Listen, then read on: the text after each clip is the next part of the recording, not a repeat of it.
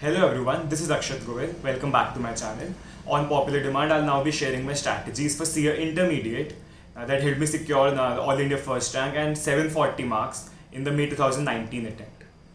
So I'll begin with, in this video, I'll begin with the paper 6, that is Auditing and Assurance, in which I had secured 93 marks. So let's begin.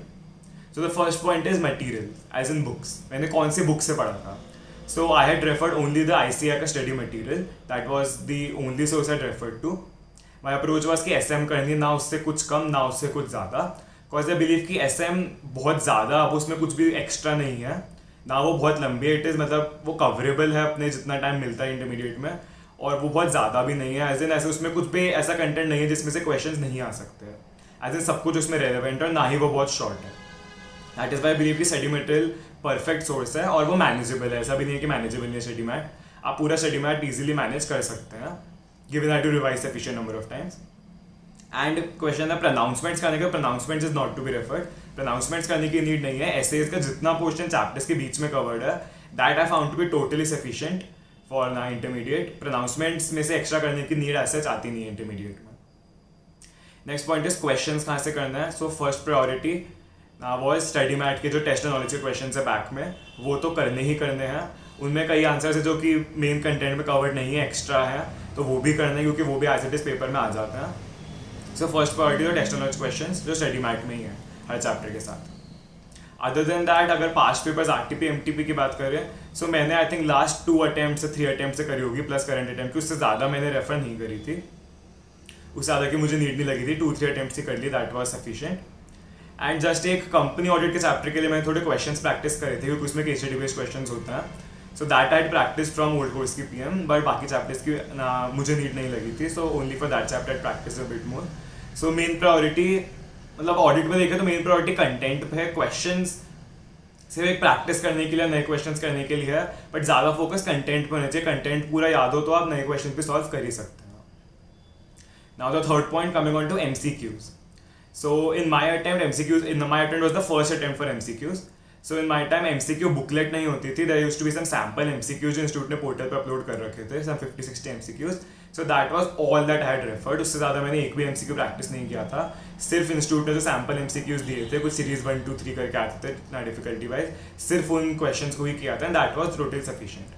और अब जैसे कि MCQ booklet है, so I would recommend MCQ booklet is a must do and sufficient for the MCQ purposes. वो खुद में पूरी sufficient है. एंड आप BS नॉलेज पोर्टल पर अपलोडेड है PDF, आप वहाँ से उसको देख सकते हैं.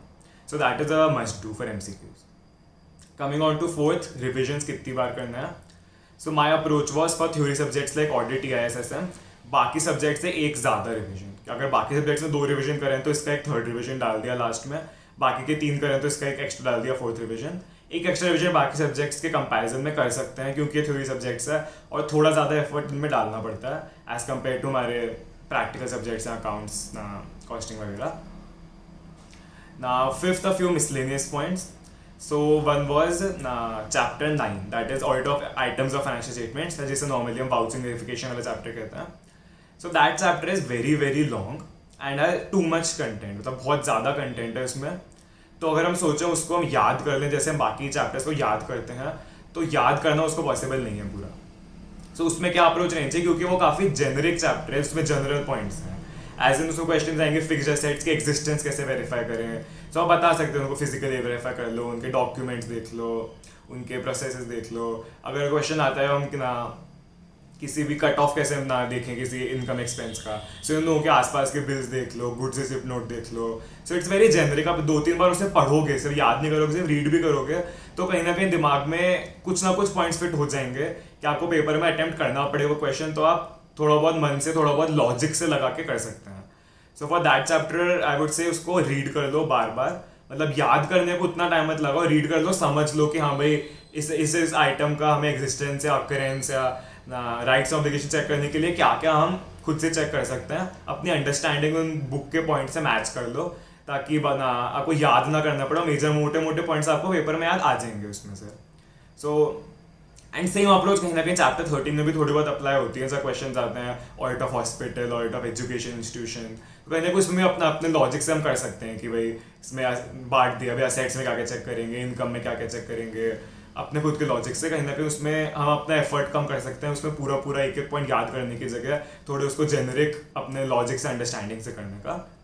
And another point was while doing SM and while analyzing past papers, I realized कि जहाँ जहाँ पे SM में कहीं पे भी पॉइंटर्स या बुलेट पॉइंट्स में कुछ भी टॉपिक दे रखा है तो it has a high chance of being asked in the paper. मतलब इवन इफ कहीं साइड में कोई छोटे से बॉक्स के अंदर 5 पॉइंट में से 5 वर्ड भी लिखे हुए हैं, there is a chance to उसमें से 5 मार्क का सवाल बना देगा.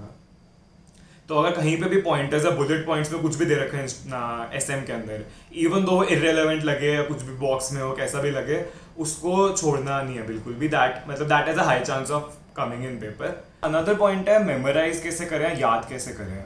सो बहुत से टेक्निक्स लोग यूज़ करते हैं याद करने के लिए. फॉर एग्जाम्पल निमोनिक्स यूज़ करते हैं. सो मैंने भी निमोनिक्स काफ़ी यूज़ करे थे, बट निमोनिक टेक्निक्स का ओवर यूज़ नहीं करना. मतलब आपने टोटल पूरे सब्जेक्ट में 10-15 निमोनिक्स बना लिए तो उतना सफिशिएंट, उतना ठीक है. अगर आप बहुत ज़्यादा निमोनिक्स बनाओगे तो निमोनिक्स को याद करना डिफिकल्ट हो जाएगा. सो यूज़ कर सकते हैं टेक्निक्स को जो उन टॉपिक्स के लिए जहाँ पे याद करना बहुत ही मुश्किल हो रहा है, वहाँ पे निमोनिक्स बना लिया, सेंटेंस बना लिया, फिर कुछ स्टोरी बना ली तो उतना चल जाएगा. पर बहुत ज़्यादा ओवर यूज़ करेंगे कि सब कुछ ही हम निमोनिक्स से या फिर किसी टेक्निक से याद कर रहे हैं तो वो फिर प्रॉब्लमेटिक हो जाएगा कि उन टेक्निक्स को याद करने के लिए आपको और कुछ करना पड़ जाएगा. सो थोड़ा रेस्ट्रिक्टेड यूज इन सबका, पर हाँ डेफिनेटली थोड़ा बहुत तो करना ही पड़ेगा. So I think that's all from my side for C Intimate Audit. If you have any other queries, feel free to reach out. Thank you.